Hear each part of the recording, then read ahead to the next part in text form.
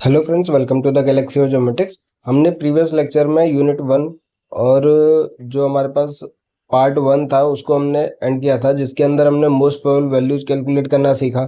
उसके बाद हमने कैसे प्रीवियस लेक्चर में जैसे कि करेक्शन अप्लाई करते हैं ऑब्जर्वेशन इक्वेशंस पे, तो कौन से एंगल में कितना करेक्शन हमारे पास होगा वो चीज़ हमने वेट और स्क्वायर ऑफ प्रोबेबल एरर के बेसिस पे न्यूमेरिकल सॉल्व किए थे। ठीक है, तो आज हम सेकंड पार्ट स्टार्ट करने वाले हैं इंजीनियरिंग मैथमेटिक्स का। ये भी इम्पोर्टेंट है, इससे भी काफ़ी क्वेश्चन हमारे पास गेट एग्जाम में पूछे जाते हैं।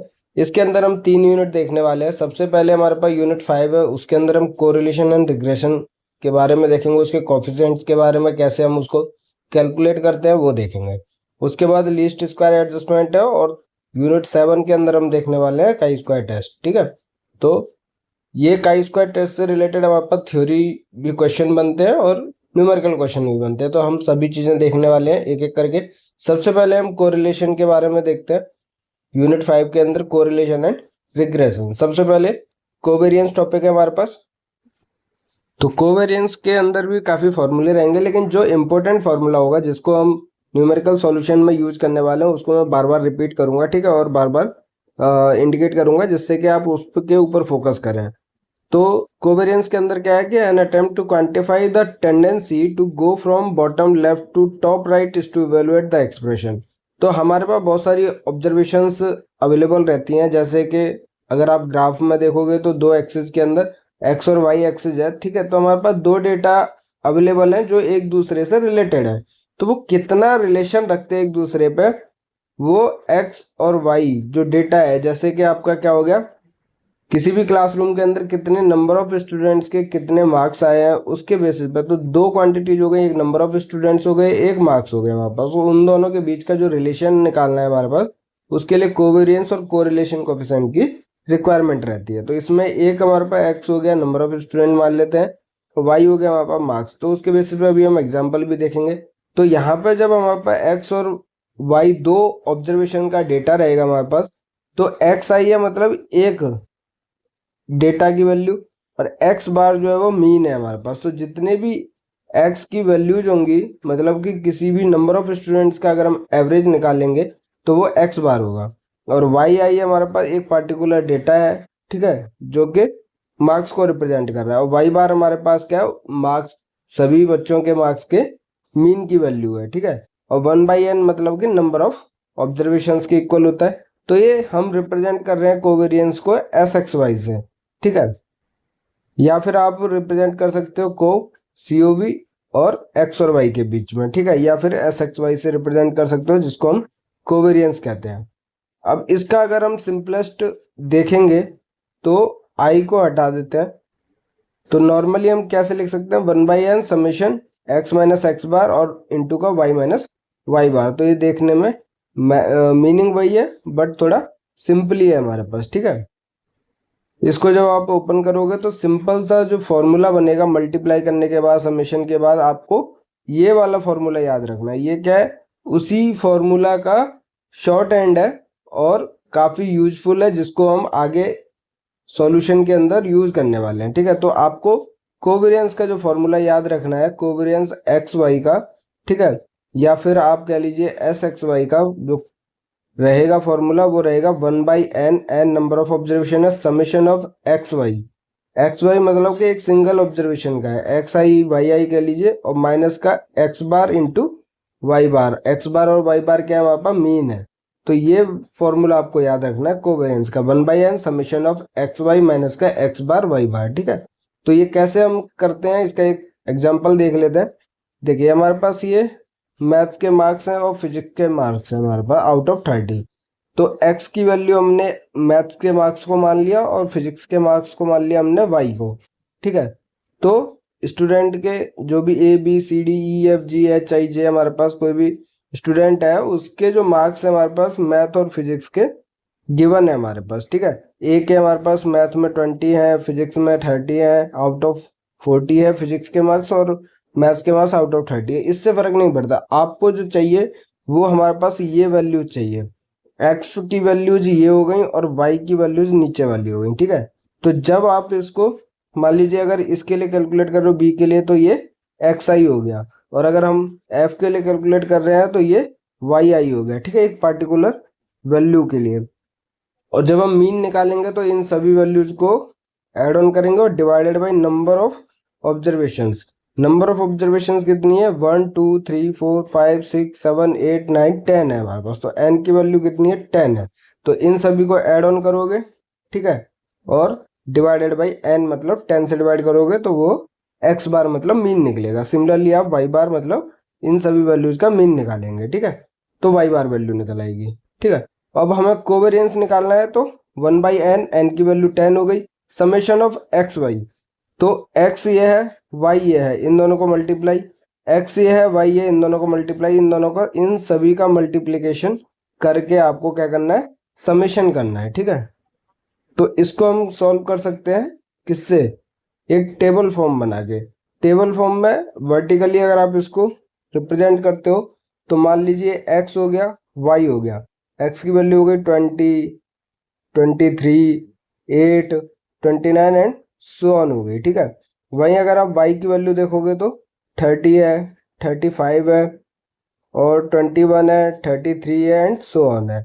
और x और y को हमें क्या मल्टीप्लाई करना है, तो आप इस कॉलम को और इस कॉलम को मल्टीप्लाई कर दीजिए, तो कितना हो जाएगा, ये इंटू ये इंटू ये इंटू ये इंटू ये, ऐसे आपको इजी हो जाएगा, ठीक है, सॉल्व करना। तो 600 हो गया एंड सो ऑन, आप मल्टीप्लिकेशन कर सकते हो, और फिर लास्ट में जितनी भी 10 वैल्यूज होंगी एक्स वाई के कॉलम के अंदर आप उनको ऐड ऑन कर लीजिए, तो वो आपको समेशन ऑफ एक्स वाई की वैल्यू दे देगा, ठीक है। तो समेशन ऑफ एक्स वाई की वैल्यू जब आप निकालोगे तो आपकी कितनी आएगी, 5313 आएगी अगर आप सॉल्व करोगे तो, ठीक है। उसके बाद मैं सॉल्यूशन पीडीएफ भी आपको टेलीग्राम और व्हाट्सएप चैनल पे अपलोड करूंगा, तो बट मैं आपको बता रहा हूँ कि कैसे सॉल्व करना है, ठीक है। उसका सॉल्यूशन एग्जाम्पल का पूरा फुल्ली मैंने सॉल्व किया हुआ है और वो मैं अपलोड करूंगा, फ्रीली अवेलेबल रहेगा, तो आप वहां से रेफर कर सकते हो। पहले खुद से आपको सॉल्व करना है, ठीक है, इसलिए मैं यहाँ पे पूरा सॉल्यूशन नहीं दे रहा हूँ कि एक बार आप खुद से ट्राई कीजिए, और कोई भी डाउट होता है तो आप फिर रेफर कीजिए मेरी सॉल्व पीडीएफ को।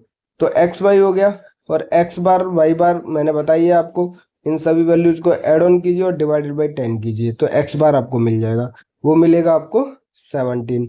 वहीं वाई बार निकालना है तो इन सभी वैल्यूज जो वाई की वैल्यूज है उन सभी को ऐड ऑन कीजिए, डिवाइडेड बाई 10 मतलब नंबर ऑफ ऑब्जर्वेशन मतलब मीन वैल्यू निकाल रहे हैं, तो आपको मिलेगा 30, ठीक है। तो आपको समेशन ऑफ एक्स वाई मिल गया, एक्स बार मिल गया, वाई बार मिल गया, और एन की वैल्यू 10 ऑलरेडी मिल गई। तो आप इजीली फॉर्मूला में पुटअप कीजिए और कोवेरियंस निकाल लीजिए एक्स और वाई का। तो कोवेरियंस क्या था हमारे पास, एस एक्स वाई था, 1/n summation of x y minus का x bar into y bar, तो 1/n मतलब 1/10 हो गया, समेशन ऑफ एक्स वाई की वैल्यू आएगी 5313, और माइनस का एक्स बार और वाई बार मतलब 17 इंटू 30 किया तो 510 हो गया, ठीक है। तो ये जो है 1/n वो इसका मल्टीप्लीकेशन है, ठीक है, ऐसा नहीं है कि वो ओवरऑल का मल्टीप्लीकेशन है। तो 5313 डिवाइडेड बाई 10 करोगे तो 531.3, और ये हमारे पास 510 हो गया, तो आपका जो कोवेरियंस आया वो 21.3 आया, ठीक है। तो आपको यहाँ पे जो फॉर्मूला दिख रहा है वो आप ध्यान से समझिए, ये एक ब्रैकेट में ले लीजिए और ये वाला एक ब्रैकेट में ले लीजिए, ठीक है। तो कहने का मतलब है कि ये जो समीशन ऑफ एक्स वाई आएगा उसका ही 1/n है, ठीक है, और ये हमारे पास एक्स बार इंटू वाई बार है। कहने का मतलब ये है जो कोवेरियंस का फॉर्मूला है, ठीक है। तो हमारे पास क्या है, एस एक्स वाई की वैल्यू 21.3 और पॉजिटिव आया, ये चीज आपको याद रखनी है, मतलब ग्रेटर देन 0 आया, तो इसका मतलब point follow A trend with A positive slope रहेगा हमारे पास। जो इतने भी पॉइंट्स रहेंगे अगर आप इसको प्लॉट करोगे, वो भी हमने किया हुआ है, देखिए इसके अंदर क्या प्लॉट अगर आप देखोगे तो ये एक पॉजिटिव ट्रेंड शो कर रहे हैं, ठीक है, ऊपर की तरफ इंक्रीज हो रहे हैं, न कि ये अगर नीचे की तरफ डिक्रीज होते तो ये नेगेटिव हो जाता है, ठीक है। ये लेकिन क्या है, ऊपर की तरफ हो रहे हैं, तो देखिए यहाँ पर जितनी वैल्यू है सभी इस डायरेक्शन में हो रही हैं एक दूसरे से रिलेटेड, ठीक है। तो ये पॉजिटिव ट्रेंड फॉलो कर रही है, वो हमें कैसे पता चला, कोवेरियंस से पता चला, ठीक है, जो कि ग्रेटर देन 0 है, और हमने इसी सभी वैल्यूज को प्लॉट किया हुआ है यहाँ पे इस ग्राफ में, ठीक है। और मीन वैल्यू हमारे पास ये आएगी 17 और इसकी मीन वैल्यू आएगी 30, ये हमने कैलकुलेट किया हुआ है, ठीक है। तो कहने का मतलब है कि the size of the number however conveys little as it can easily be altered by a change of scale. तो हमने कैलकुलेट किया कोवेरियंस एक्स और वाई के बीच में, ठीक है। आगे हमारे पास क्या है, Pearson's product movement correlation coefficient है। तो कोवेरियंस जब हमें निकालना आ गया तो कोवेरियंस निकालना है सबसे पहले एक्स वाई डिवाइडेड बाई आपको कर देना है s x into S y, ठीक है। अब इसमें एस एक्स और एस वाई निकालने के लिए आपको क्या करना पड़ेगा, ये फॉर्मूला यूज करना पड़ेगा। एस एक्स मतलब एक्स की जो वैल्यूज है 1/n summation of x square minus का एक्स मीन का स्क्वायर है, और एस वाई है summation of 1/n summation of y square और square root of 1/n summation of y square minus का वाई बार का स्क्वायर है, यहाँ पर भी स्क्वायर रूट है ये, ठीक है। तो हम सेम एग्जांपल लेते हैं और उससे हम कोरिलेशन कोफिशिएंट निकालते हैं इस फॉर्मूले से। ऊपर का जो न्यूमरेटर है वो तो हमारे पास कोवेरियंस का ही फॉर्मूला है, ठीक है, कोवेरियंस ऑफ एक्स वाई है, ठीक है। और वही नीचे हम एस एक्स इंटू का एस वाई करेंगे, उसके लिए भी कैलकुलेट करना पड़ेगा। तो ये सारी चीज़ें क्या है, आप इसको अगर इस तरीके से हॉरिजॉन्टली करोगे तो काफ़ी दिक्कत होगा। वैसे आप इसको ऐसे भी कर सकते हो, इसके लिए आपको जैसे मैंने वर्टिकली बताया वो थोड़ा इजी रहता है। यहाँ पे आपको पहले फिर एक और रो बनानी पड़ेगी, कॉलम वाइज करते हैं तो ज़्यादा इजी रहता है, लेकिन अगर हम रो वाइज करना चाहते हैं तो कैसे करेंगे, एक्स वाई मतलब इन दोनों को मल्टीप्लाई, इन दोनों को मल्टीप्लाई, इन दोनों को मल्टीप्लाई करके यहाँ पे वैल्यूज लिख देंगे, ठीक है। तो एक्स वाई निकल जाएगा। एक्स वाई किसके लिए चाहिए, कोवेरियंस के लिए चाहिए। लेकिन हमें एस एक्स और एस वाई भी निकालना पड़ेगा, जिसके अंदर हमें समेशन ऑफ एक्स स्क्वायर और समेशन ऑफ वाई स्क्वायर की वैल्यू चाहिए। तो हम एक एक्स स्क्वायर की रो बनाएंगे, एक वाई स्क्वायर की रो बनाएंगे। अगर आप कॉलम वाइज कर रहे हो तो आपको एक्स स्क्वायर और वाई स्क्वायर का एक कॉलम बनाना पड़ेगा। अब एक्स स्क्वायर की वैल्यूज कौन सी होंगी, जो भी ये सारी वैल्यूज है उनको स्क्वायर कर देना है। जैसे 20 का स्क्वायर 400 हो गया। तो ये सारे न्यूमेरिकल मैंने सॉल्व किए हुए हैं अच्छे तरीके से अपनी सॉल्व पीडीएफ के अंदर, तो आप पहले खुद से सॉल्व कीजिए। आंसर नहीं आता है, कहीं पे कोई डाउट होता है तो आप उसको फिर रेफर कीजिए, ठीक है। वैसे इतनी दिक्कत नहीं होगी, सिंपल सा तरीका है कि एक्स स्क्वायर निकालना मतलब एक्स की जितनी भी वैल्यूज है उन सभी का स्क्वायर कर देना, ठीक है। और समेशन ऑफ एक्स स्क्वायर निकालना मतलब इन सभी वैल्यूज का सम कर देना है, ठीक है। वाई स्क्वायर सिमिलरली वाई की जितनी भी वैल्यूज है उन सभी को स्क्वायर कर देना है। 30 का 900 हो गया एंड सो ऑन हो जाएगा, और उन सभी को समेशन करोगे तो समेशन ऑफ वाई स्क्वायर मिल जाएगा आपको। और एक्स बार और वाई बार की वैल्यू हमें ऑलरेडी पता ही है, ठीक है। 17 और 30 हमने पहले ही निकाल रखा था, इसी एग्जाम्पल का था हमने जो कोरिलेशन कोएफिशिएंट निकाला था।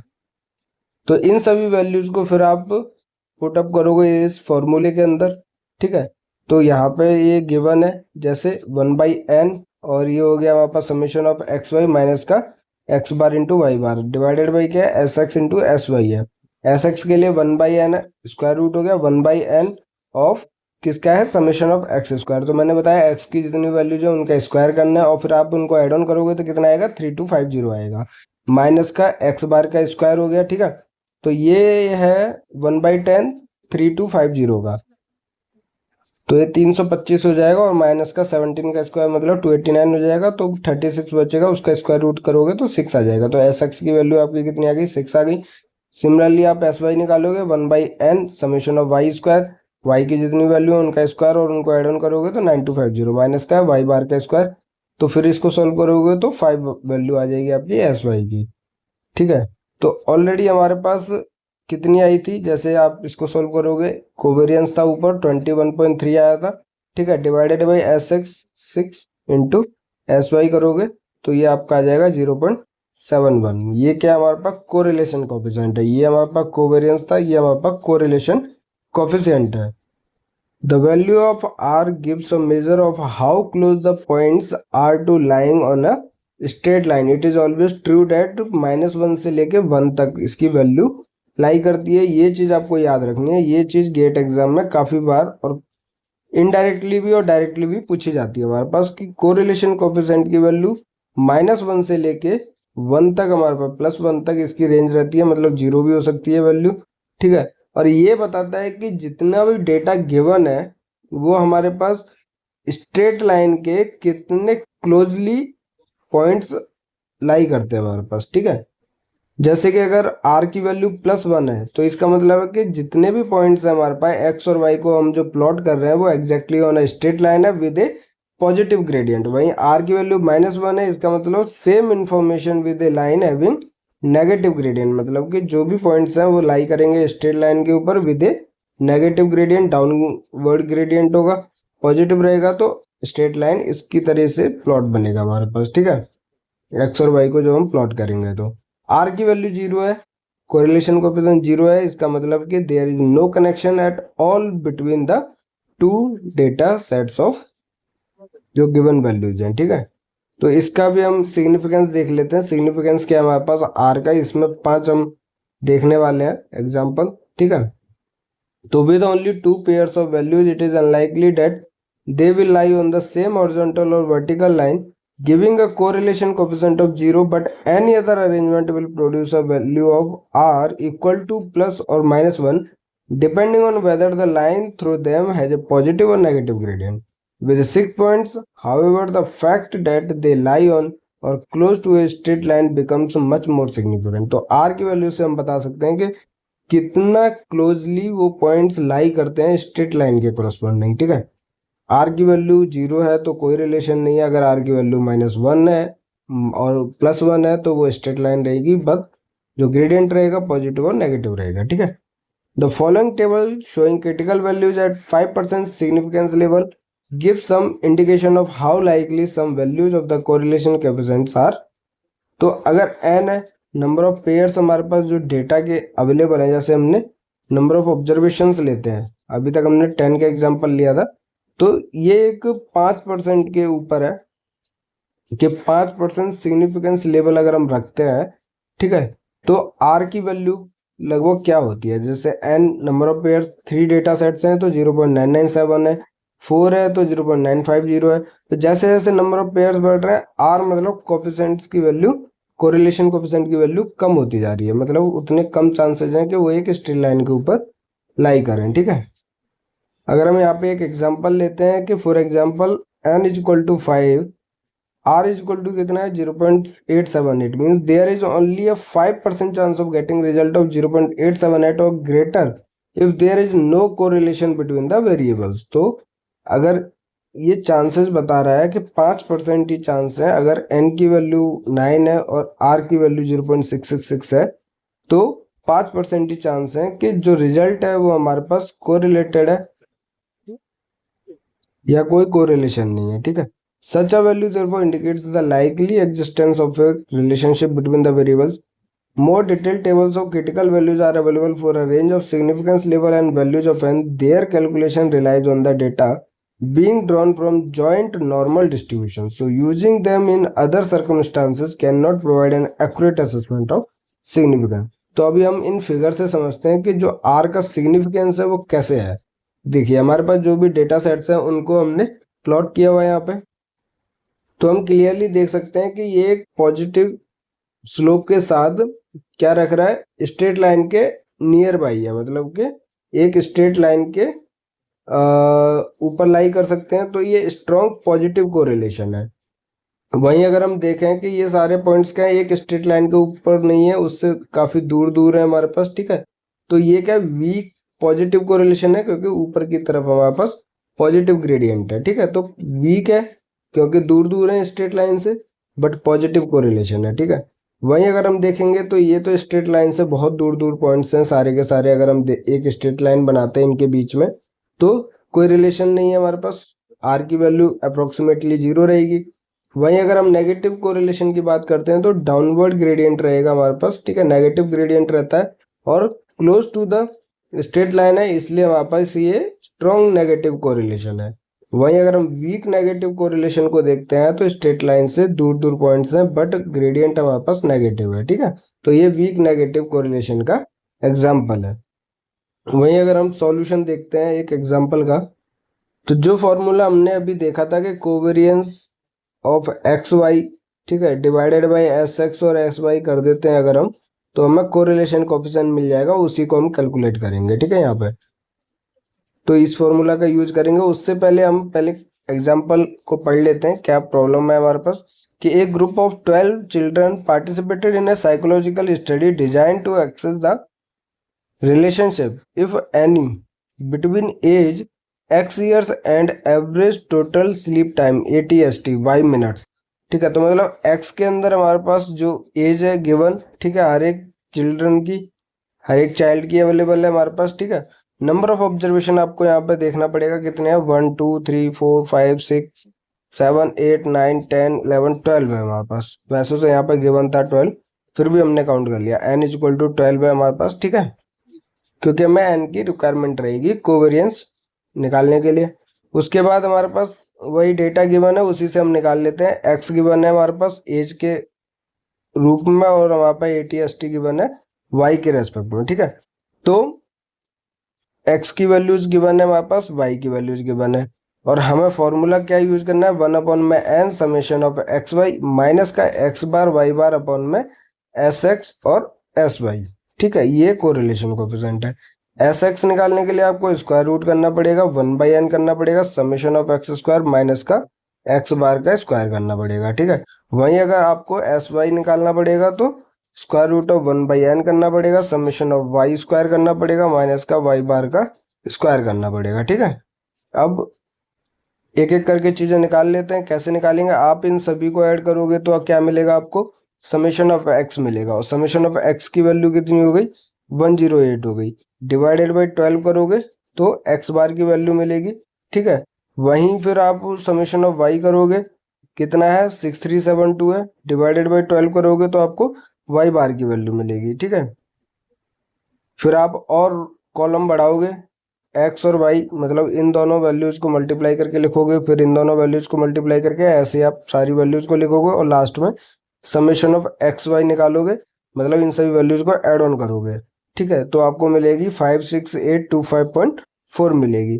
फिर आप सिमिलरली क्या करोगे, एक्स स्क्वायर का कॉलम बनाओगे, वाई स्क्वायर का कॉलम बनाओगे, तो ये जितनी वैल्यूज हैं इन सभी का स्क्वायर करके लिखोगे यहाँ पे, और लास्ट में समेशन ऑफ एक्स स्क्वायर निकालोगे, वो मिलेगा 1060.1 मिलेगा, ठीक है। वहीं वाई स्क्वायर मतलब इन सभी वैल्यूज का स्क्वायर करके लास्ट में सभी वैल्यूज को ऐड ऑन करोगे तो समेशन ऑफ वाई स्क्वायर मिलेगा 3396942 मिलेगा, ठीक है। तो हमें क्या सारी वैल्यूज मिल गई, और फॉर्मूला का यूज कर लेते हैं। तो सबसे पहले हम कोवेरियंस निकालते हैं। कोवेरियंस निकालने के लिए 1/n summation of x y minus का x बार y बार है। x बार के लिए 108/12 9 आ गया, y बार के लिए 6372/12 हो गया, 531 आ गया। sx y हमारे पास 1/n मतलब 12 1/12, और समेशन ऑफ एक्स वाई कितना हो गया हमारे पास 56825.4 हो गया हमारे पास। मतलब इन दोनों के वैल्यूज को, इन दोनों कॉलम की वैल्यूज को मल्टीप्लाई करके ऐड ऑन करना है, ठीक है। फिर हमारे पास माइनस का x बार y बार हो गया, तो हमारा जो कोवेरियंस आया नेगेटिव आया, ठीक है। कितना आया 43.55। इसी के बेसिस पे वैसे सिंबल आता है हमारे पास कोरिलेशन कोएफिशिएंट का, क्योंकि हमें पता है sx नेगेटिव नहीं हो सकता है और sy नेगेटिव नहीं हो सकता, क्योंकि ये स्क्वायर रूट के अंदर से वैल्यूज निकलती है हमारे पास, ठीक है। तो हमने कोवेरियंस को निकाल लिया नेगेटिव 43.55, और एस एक्स की वैल्यू कैसे निकाली, 1/n summation of x square हो गया माइनस का एक्स बार का स्क्वायर, तो अप्रोक्सीमेटली स्क्वायर रूट करने के बाद कितना आया 2.7096। एस वाई भी आप कैलकुलेट कर सकते हो easily, 1/n summation of y square minus का वाई बार का स्क्वायर हो गया हमारे पास, ठीक है। तो अप्रोक्सीमेटली स्क्वायर रूट करने के बाद 33.4290 आया। तो आर की वैल्यू आपको पता ही है, कोवेरियंस मतलब एस एक्स वाई और divided by S x into S Y हो गया हमारे पास, तो आपकी वैल्यू आ जाएगी माइनस का 0.481। अब इसके बारे में हमने ऑलरेडी अभी सिग्निफिकेंस देखा था कि आर की वैल्यू एक तो नेगेटिव आई, मतलब डाउनवर्ड ग्रेडियंट रहेगा और नेगेटिव ग्रेडियंट रहेगा, ठीक है। उसके बाद ये जो वैल्यू है वो 0 और -1 के बीच में है, तो वीक हमारे पास क्या रहेगा, नेगेटिव कोरिलेशन रहेगा, ठीक है, जो अभी हमने ग्राफ्स देखे थे। अगर आप इन सभी पॉइंट्स को 12 के 12 पॉइंट्स को अगर आप प्लॉट करोगे तो आपको मोस्टली इस टाइप के प्लॉट देखने के लिए मिलेंगे, ठीक है। सो जो वैल्यू आई हमारे पास माइनस का 0.481, this indicates weak negative correlation, ठीक है। जैसे मैंने आपको बताया स्ट्रॉन्ग नहीं है, स्ट्रॉन्ग होती है अगर वो नियर बाई -1 की होती, ठीक है। But to apply a significance test, the null and alternate hypothesis need to be defined. अगर हम null hypothesis मांग रहे हैं तो r की वैल्यू 0 है और H1 मांग रहे हैं हमारे पास, तो R की वैल्यू 0 नहीं है, सिग्निफिकेंस लेवल एट 5%। तो ये एक अलग कॉन्सेप्ट रहता है, और ये हमें कैसे मिलेगा, ये टेबल से मिलेगा। जैसे हमने वो टेबल देखी थी, यहाँ पे हमने n की वैल्यू 10 पेयर तक ही देखा है। अगर हम आगे जाते हैं 11 आएगा, फिर 12 आएगा, तो उसकी वैल्यू हम इस टेबल से निकालेंगे। और देख सकते हो आप यहाँ पे क्या कम होती जा रही वैल्यू है।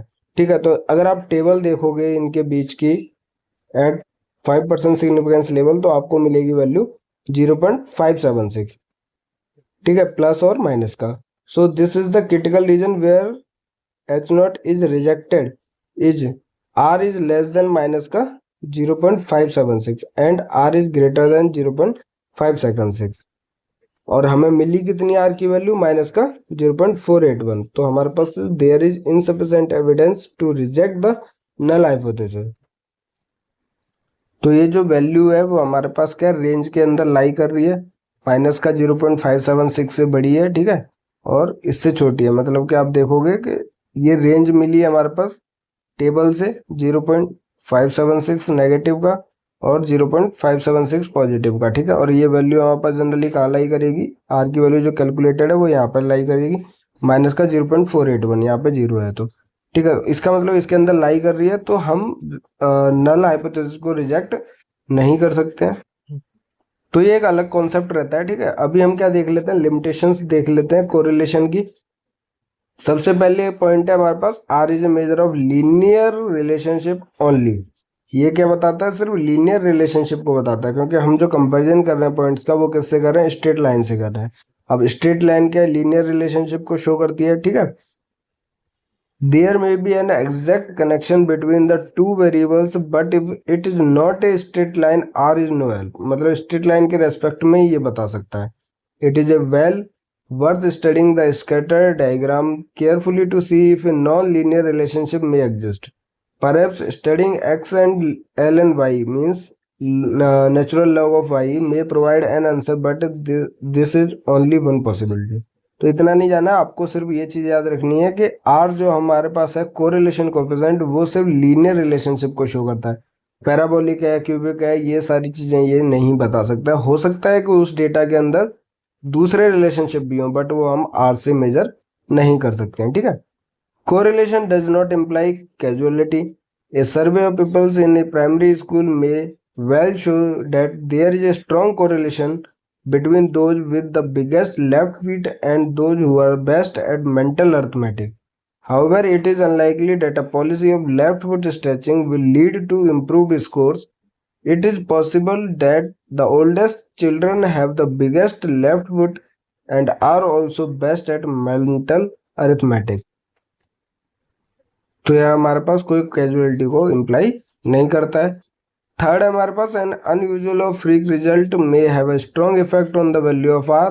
What value of R would you expect if point P were omitted in the scatter diagram opposite. मान लीजिए सारे वैल्यूज हमारे पास यहाँ पर अवेलेबल है, एक पॉइंट यहाँ पर अवेलेबल है, फिर हम क्या एक्सपेक्ट करेंगे कि आर की वैल्यू, क्योंकि ये पॉइंट जो है काफी इफेक्ट डालेगा हमारे पास। ठीक है, तो स्ट्रॉन्ग इफेक्ट भी देखने के लिए मिलता है अनयूजुअल और फ्रीक रिजल्ट से। ठीक है, तो मेन आपको जो रिजल्ट इसके अंदर समझने वाली बात थी वो ये पॉइंट है सबसे इंपॉर्टेंट, कि R is a measure of linear relationship only. ठीक है, तो ये लिमिटेशंस हैं कोरिलेशन की। तो हमारे पास आज यूनिट 2 या फिर आप कह लीजिए कि पार्ट 2 इंजीनियरिंग मैथमेटिक्स का हमने स्टार्ट किया है, और काफ़ी इजीली हमने क्वेश्चंस सॉल्व किए हैं। एक बेसिक कॉन्सेप्ट को समझा है, कोवेरियंस कैसे कैलकुलेट करना है, कोरिलेशन कैसे कैलकुलेट करना है। ठीक है, उसके फॉर्मूला कौन सा ज़्यादा इंपॉर्टेंट है वो चीज़ हमने देखी है।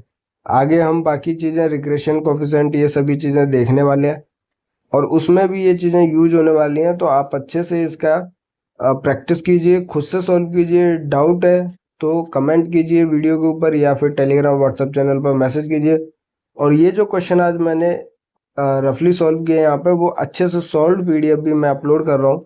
ठीक है, टेलीग्राम व्हाट्सएप चैनल पर, तो वहाँ पे आप रेफर कर सकते हो उसको जहाँ पर भी आपको डाउट आता है। ठीक है, वीडियो पसंद आया लाइक कीजिए, दोस्तों के साथ शेयर कीजिए, चैनल को सब्सक्राइब कीजिए। अपनी गेट ज्योमेट्रिक्स की तैयारी ज्योमेट्रिक्स गैलेक्सी के साथ करते रहिए, हंसते रहिए, मुस्कुराते रहिए। मिलते हैं नेक्स्ट लेक्चर में। Thank you.